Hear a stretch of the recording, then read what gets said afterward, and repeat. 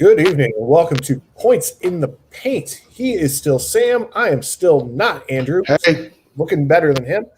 I am Doug. I am here pinch hitting again this week. We are back to talk a little NBA first round action. So, Sam, we've actually had quite a pretty interesting first round here this first couple of weeks. Anything really kind of catch your eye here in the first round? Milwaukee sweeping Miami was probably eye-opening for me. Kudos to Milwaukee because they lost to Miami last year in the upset. Milwaukee was the one seed in the East, and Miami beat them.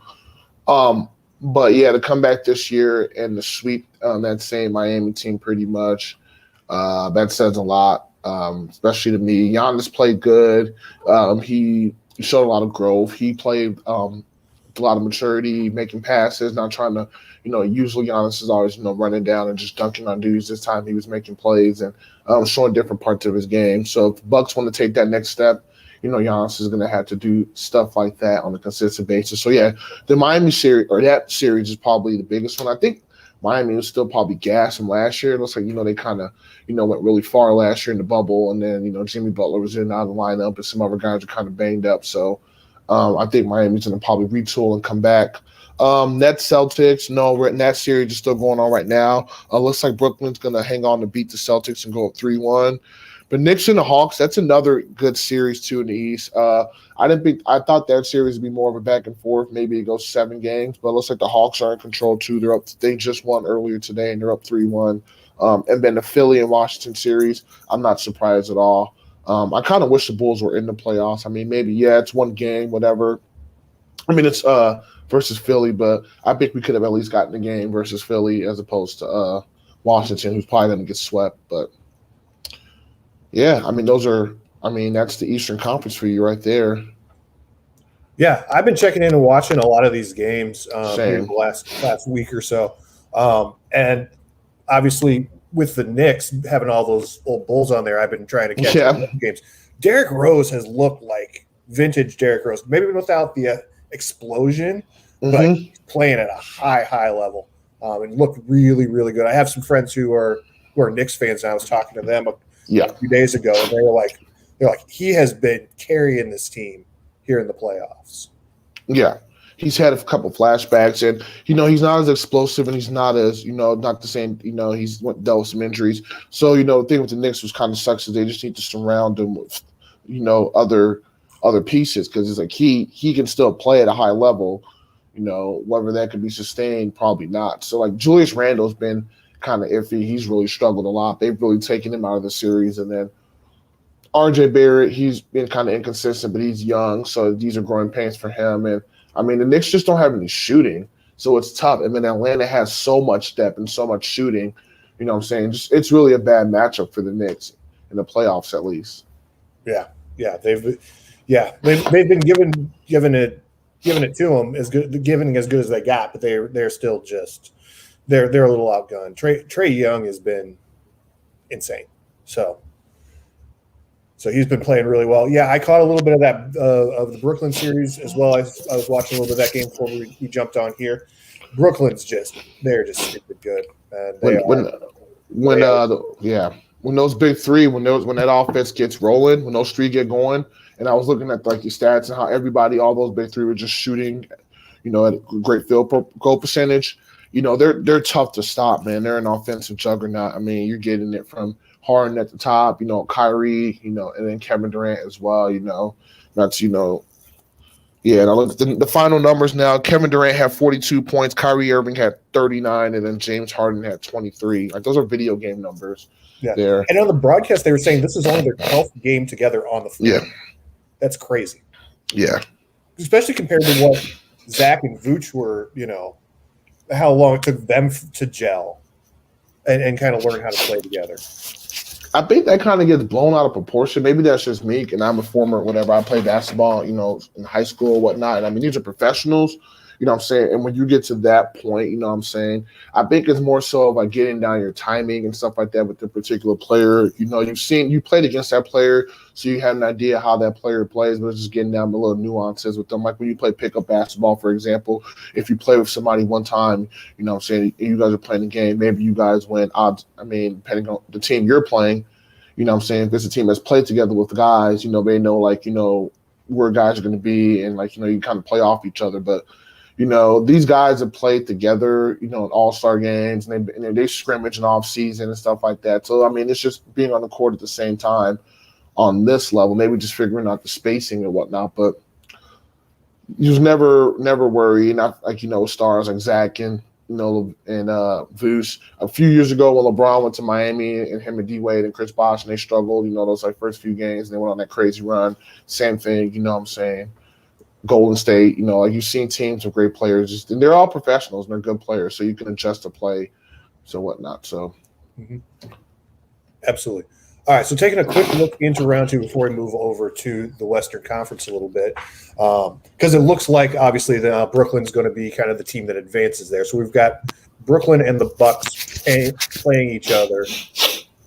You know, does Milwaukee have enough firepower to knock off Brooklyn? Yes, maybe. I believe so. You know, Giannis is great. Drew Holiday is great. Oh yeah, Middleton's gonna have to show up. You know, and I mean, Middleton's probably gonna be along with Giannis guarding Kevin Durant. So Middleton's gonna have to show up. Drew Holiday's gonna have to show up. And then Brook Lopez, and they have other guys who are going to have to show up. And Milwaukee's got other guys that play together longer. So, like, if Brent Forbes hit shots, Bobby Portis, you know, if their bench, I think their bench should be better than Brooklyn's bench. Yeah, with Bobby Portis, Brent Forbes, they have a T. They got some, you know, they got some guys on their bench who can score as well. So I think overall they can match up with Brooklyn, but every guy, you know, from Milwaukee has to, you know, be at the top of their game, because, you know, those big three from Brooklyn, that's a tough matchup. Yeah, it is. You know, they almost kind of need one of those guys to get. I don't wish injuries on anybody, obviously, but if one of the three kind of got hurt and sat for a game or two, that might swing momentum a little bit more towards Milwaukee there. Yeah, I mean, Giannis can if they can get them in foul trouble and kind of, you know, like, if they're the way they're playing, and I mean, they tag, and actually, Brooklyn has some size with, you know, Blake Griffin and DeAndre Jordan, but I mean, you can still attack them down low defensively. You know what I'm saying? DeAndre Jordan isn't what he is. So, and then Brook Lopez can shoot threes, so he can draw them outside the perimeter. And then you have, you know, that opens up, you know, the paint for like Giannis and other guys to attack. So, like, you know, how does Brooklyn combat that? You know what I'm saying? If DeAndre Jordan is, you know, guarding, you know, this one dude, you know, on the 3-point line, and then Blake Griffin, who's not really, I mean, 100%. Blake Griffin's not a rim protector, so we'll see. It'll be interesting. We'll see how that all plays out. And I mean, Brooklyn can go small too, and Milwaukee can go small, put Giannis at the 5 and whatnot. So it'll be crazy. It'll be interesting to see how this all plays out. Yeah, that'll be interesting. I guess the other half of the bracket up on the Eastern side too is pretty not guaranteed, but it very strong, like it's going to be Philly, Atlanta.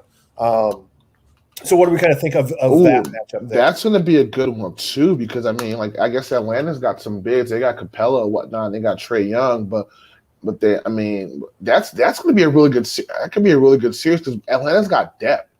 And Philly's good with Tobias Harris and whatnot, but I don't know I think Atlanta could probably has more depth than at Philly, but Philly's got some stars. I mean, Embiid is going to be a problem, but I mean, Capella's a big, so I mean, but Capella's not really, you know what I'm saying, going to go back at him offensively. But then Trae Young for Philly, who's gonna take on Trae Young, you know, and then who's going to guard? I mean, and then Atlanta can throw a bunch of forwards at Ben Simmons. They could throw DeAndre Hunter and the other guy they have, Gallinari. They could throw a bunch of guys at Ben Simmons to try to wear him down. So that's going to be a really good series. I mean, Tobias Harris, you know, where does he come in? So that's one to keep an eye on. Absolutely. Can't wait. And that could start as soon as probably next weekend. I think they're all slated to start next weekend because, I mean, that's why because Philly plays tomorrow, and if they win, they advance.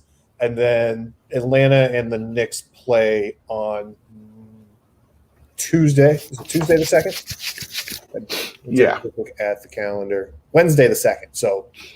So they have unless the Knicks pull one out there, which would extend it obviously, but if Atlanta can pull that off Wednesday, then that gets pushed up a little bit there. Cool. All right. On the Western Conference side, much closer going on over there. Utah West, up 2-1. Dallas is up 2-1.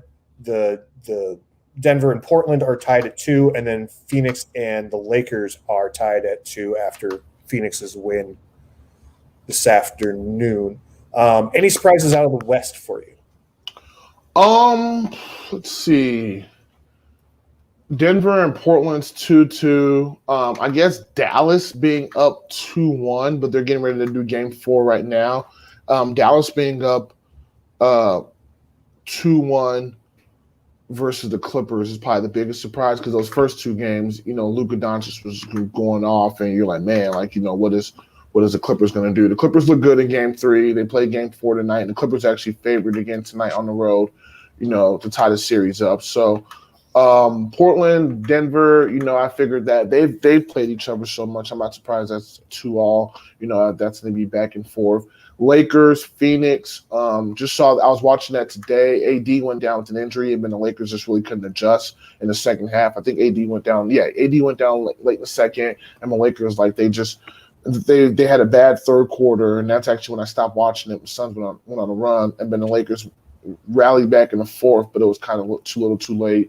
And then I still think the Lakers can win that series in 6. They're missing KCP and some other guy, I think, and then Anthony Davis today. So I still think they have enough to win it in 6, but it won't be easy.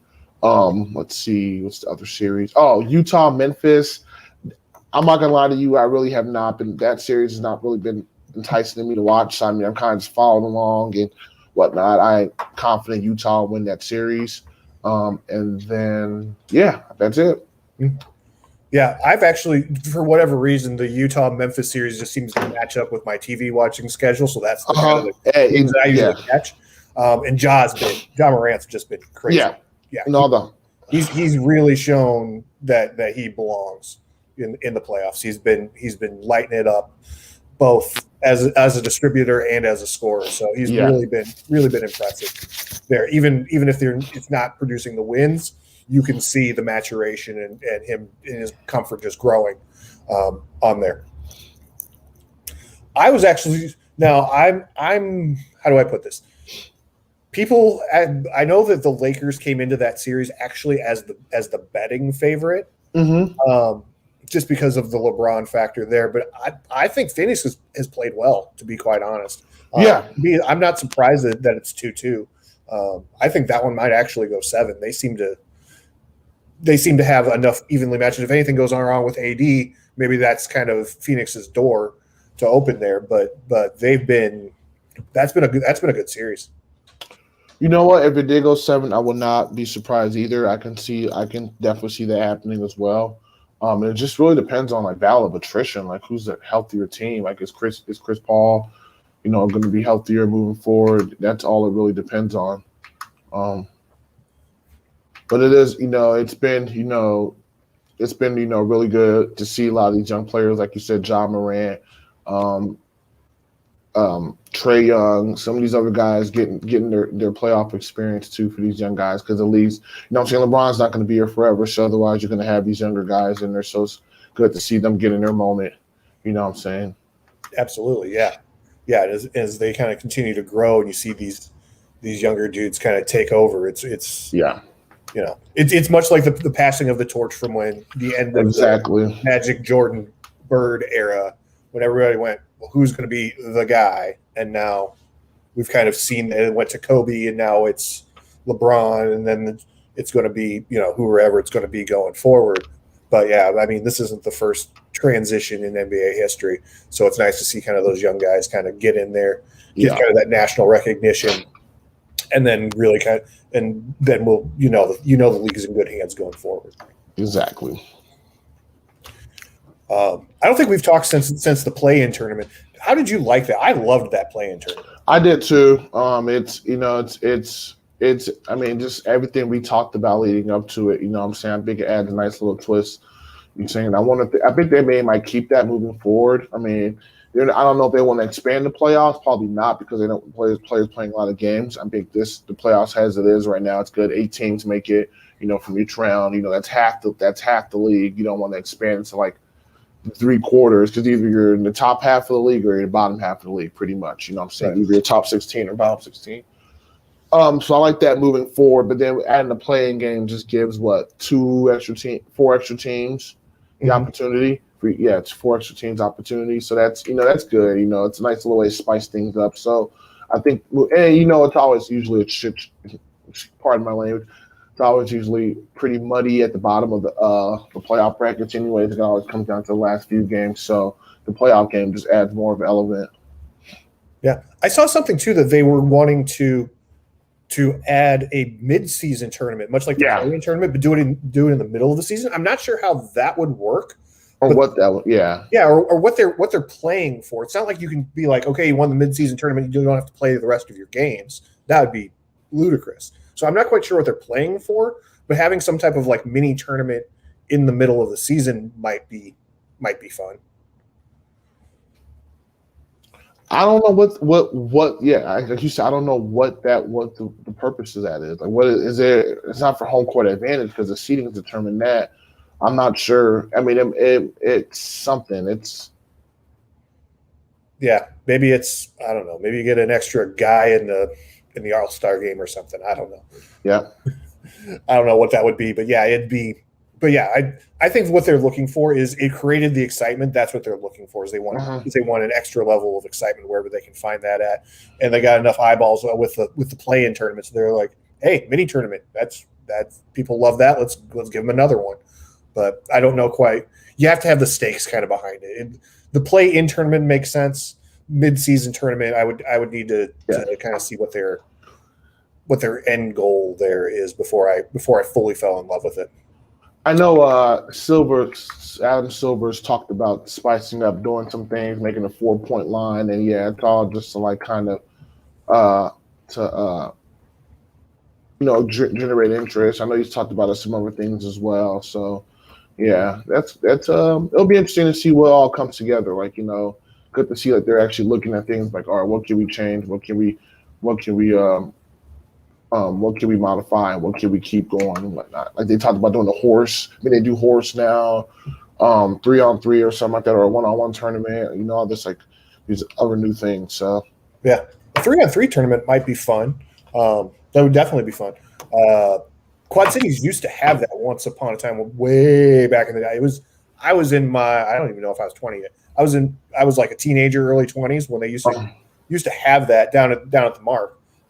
It was basically like an all day, like it was like a weekend. It was like Memorial Day weekend or 4th of July weekend. It was like a big 3-on-3 tournament. It was pretty fun. It had like all the high school kids would have 3-on-3 teams. The local colleges would all have guys come on for a 3-on-3, and basically they all played tournament style ball, which was a pretty cool local event back in the day. So I think a 3-on-3 tournament, even if that's in the middle of the season, maybe that's part of the All-Star weekend, is you have 4 3-on-3 teams and they play for a championship on Sunday night or whatever, right before the All-Star game. I don't know.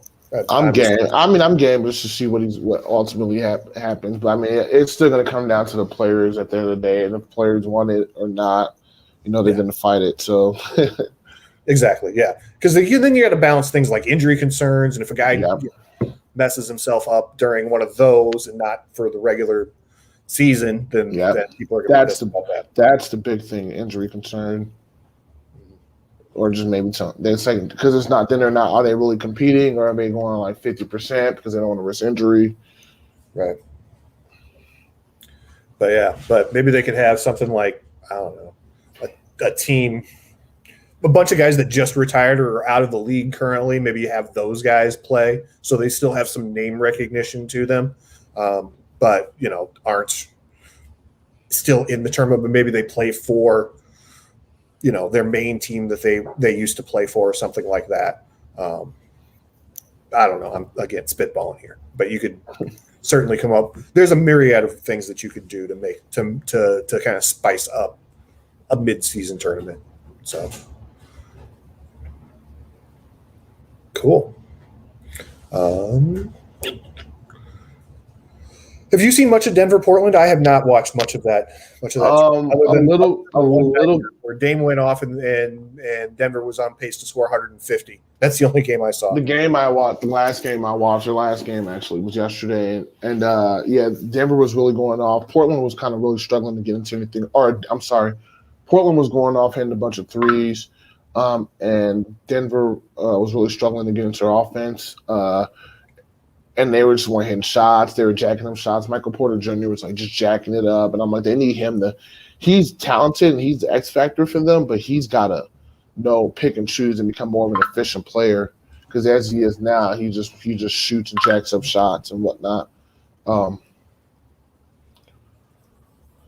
Jokic, he was solid. He was kind of doing his thing. But yeah, Denver missed a lot of bunnies and stuff too. And it was like, man, it was a really sloppy game for Denver's part.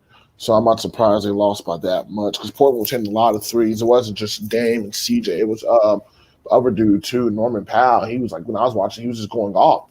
And he finished like 24 points because Dame only had like 10 points. Dame struggled. They had the Campano dude for Denver, really played good defense in them. But yeah, Norman Powell for Portland went out for 24. CJ had like 20-something.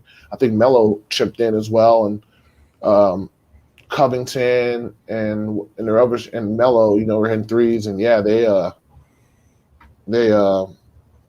just gave it to Denver. I always forget Melo's still running around in the league somewhere. I keep forgetting about him. It was his 37th birthday yesterday when they played, so I wonder it could have been fired up Portland or whatever. I mean, but yeah, they. That series 2-all. I mean, that series definitely went 6. Obviously, I wouldn't be surprised if it went 7. Yeah, not surprised at all.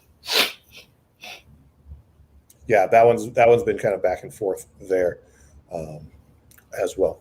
Yeah, Utah and Memphis. Yeah, we talked about that one.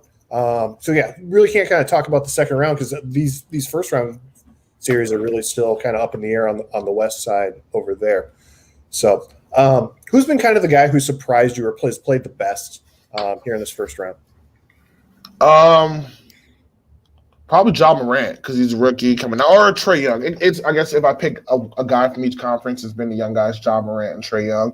Luka Doncic has obviously been phenomenal, but he did that last year, so I'm not surprised. I think last year he sprained his ankle, and he was still doing that. But Ja Morant in his first playoff appearance, doing this thing. And then Trae Young has just been playing with a lot of poise, too, kind of like he's been here before. So he's ready for the moment. And a couple of the other nice young guys I've seen kind of come out, like Dylan Brooks, Memphis, has looked nice. I'm trying to think of anybody else. No, that's pretty much been about it. Everybody else, you kind of expected from. Devin Booker, he's been good too, but he's phenomenal though. I'm not surprised even. And this is his first time in the playoffs too. So, yeah, and he's got a Chris Paul to help kind of balance that stuff off too. Yeah, and like you said, and Paul coming back from that shoulder injury and kind of gutting it out has really kind of helped that team. He always seems to be looks like he's going to not play, and then he plays, and then he's been playing well, and that's the important thing. He brings kind of the energy and the what's the word I'm looking for, kind of that calming veteran presence there as well. It's not his first rodeo. Cool. All right. Anything else you want to talk about tonight, sir? No, I mean, looks like we're just going to kind of wait and see the rest of these series play out. I mean, and it looks like some of them might be getting going as early as next weekend. So, no, I guess we just stand by and wait and see what happens in the meantime. Cool. All right. Well, then that will do it for us for tonight. So again, he's Sam, I'm Doug. We will see you guys on the next show. This has been Points in the Paint. Thank you very much. Yeah. See ya.